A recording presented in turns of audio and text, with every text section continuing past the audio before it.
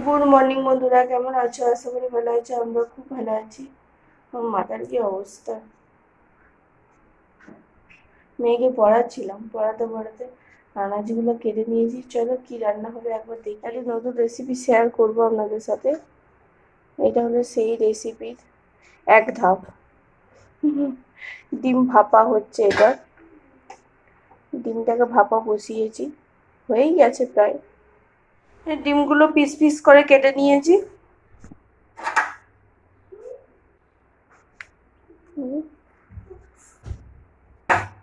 ঠিক আছে, তেল দিয়ে দিয়েছি, তেল গরমও হয়ে গেছে। এবার দিয়ে দেবো পেঁয়াজ।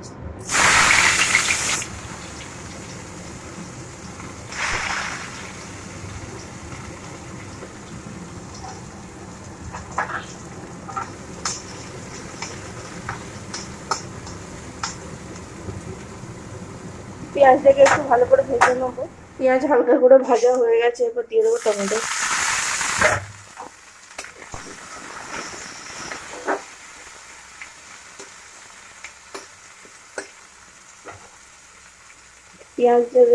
টমেটোটাকেও ভালো করে ভেজে নেবো একটুখানি।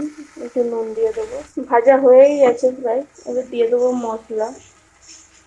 বেশি মশলা দেবো না, 1 চামচের মতো দেবো। দিয়ে ভালো করে মশলাটা কষিয়ে নেবো।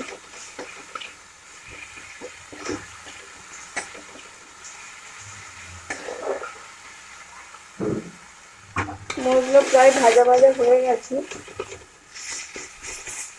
এবার গুঁড়ো মশলা অ্যাড করবো। গুঁড়ো মশলার মধ্যে প্রথমে দেবো নুন, তো প্রথমে দেওয়া আছে, মানে নুন দিয়ে মশলাটা ভেজেছি। আর দেবো হচ্ছে হলুদ, আর হচ্ছে একটু সামান্য লঙ্কার গুঁড়ো, আর হচ্ছে দেবো হচ্ছে জিরে গুঁড়ো, ধনে গুঁড়ো, আর হচ্ছে দেবো সামান্য মিষ্টি। ব্যাস, এবার মশলাটাকে ভালো করে কষিয়ে নেবো। মশলাটা যাতে পুড়ে না যায়, একটু সামান্য জল দেবো। মশলায় তেল ছেড়ে গেছে। তেল ছেড়ে গেছে মানে কষানো হয়ে গেছে ভালো করে। এবার দিয়ে দেবো জল।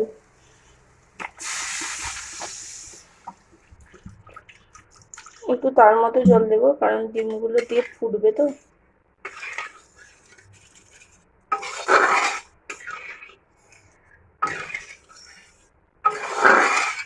আর একটু জল দেবো।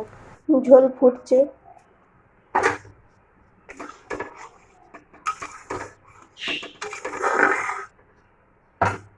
এবার ডিমগুলো দিয়ে দেবো।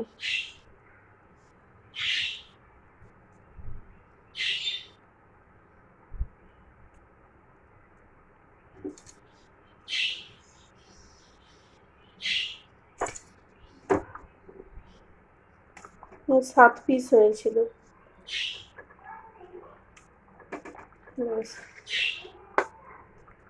এরপর অল্প আঁচে ফুটতে দেবো।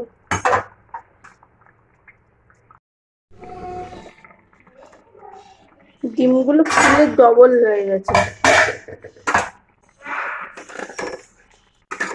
ডিম পুরো ফুলে ডবল প্রায় হয়ে গেছে, কিন্তু আরেকটু শুকনো শুকনো করবো, তাহলে এত কাই কাই রাখবো না।